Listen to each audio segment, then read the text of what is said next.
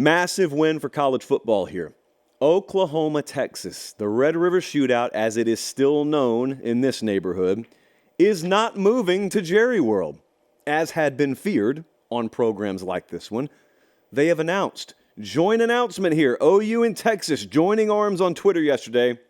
They announced the Red River rivalry, a little bit sanitized, is staying at the Cotton Bowl. The game contract has been renewed through 2036, and a $140 million renovation is on the way. Now, as we know, money is no issue in the state of Texas. $140, $140 million.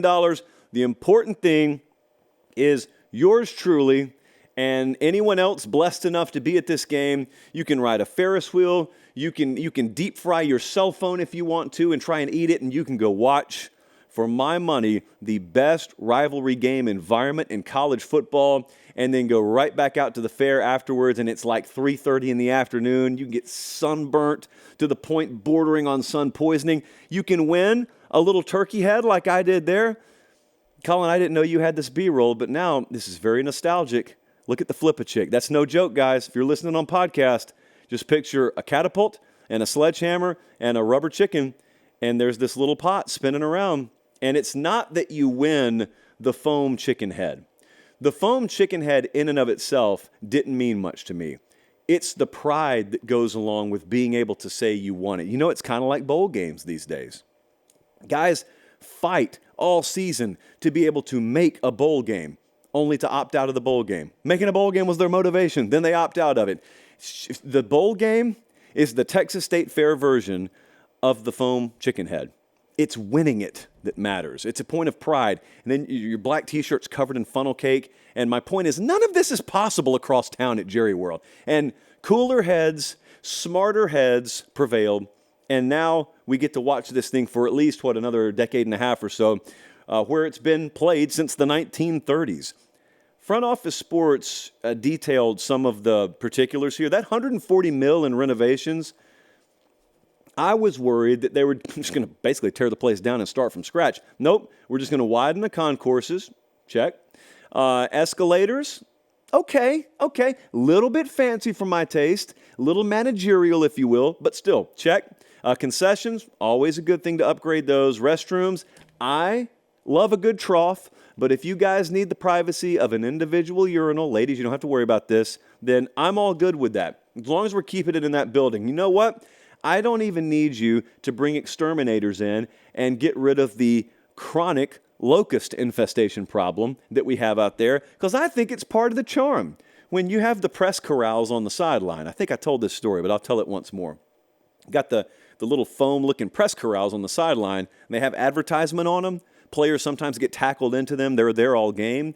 Well, what you don't realize in a stadium that is infested with just mutant crickets by the millions and millions is they're looking for shade. It's hot, man. That game kicks off 11 a.m. local time. Well, the crickets all gather under the press corral. So let's just say you're working for CBS Sports and you're on the field post-game and you're doing your live hit with Hakeem Dermish or maybe Jeremy St. Louis or whoever happens to be in the studio. And simultaneously, the stadium workers are tearing up the press corrals. Guess what's under every one of those press corrals? Thousands of crickets. And then here's the sad part, and earmuff the kids, because this does not have a happy ending. I don't know how sunlight affects crickets, but if they've been without it for a little while and are all of a sudden immediately exposed to it, they die pretty quick. It's tough. It's a tough scene. It's not for the faint of heart. Luckily, the stadium's emptied by this point.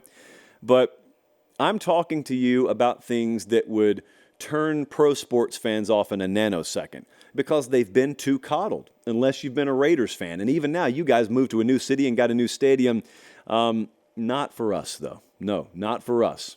For us, on that Saturday, we want to be at the Cotton Bowl. And it doesn't matter if we have to sit like this, and it doesn't matter if, concessions may be a little cramped. We're working on it, but we're keeping the game where it should be. And I was concerned. I heard rumblings in the spring and summer. Sark made a comment in passing that a lot of people picked up on. I can't even remember, but it kind of hinted at the idea that the game may move venues down the road.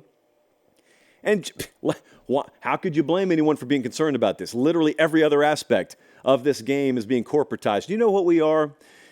TexasOU is like a natural preserve of a game. And little corporate jackals have just been circling the perimeter, waiting to sink their teeth into this thing and then drag it by the leg across town to AT&T Stadium. And fortunately, the city of Dallas stepped in and said, Mutombo, not today, not today, and not next year or the year after that. So we're safe until 2036. That sound is me bookmarking this topic. And Colin, remind me of December 2035, probably. We need to revisit this one.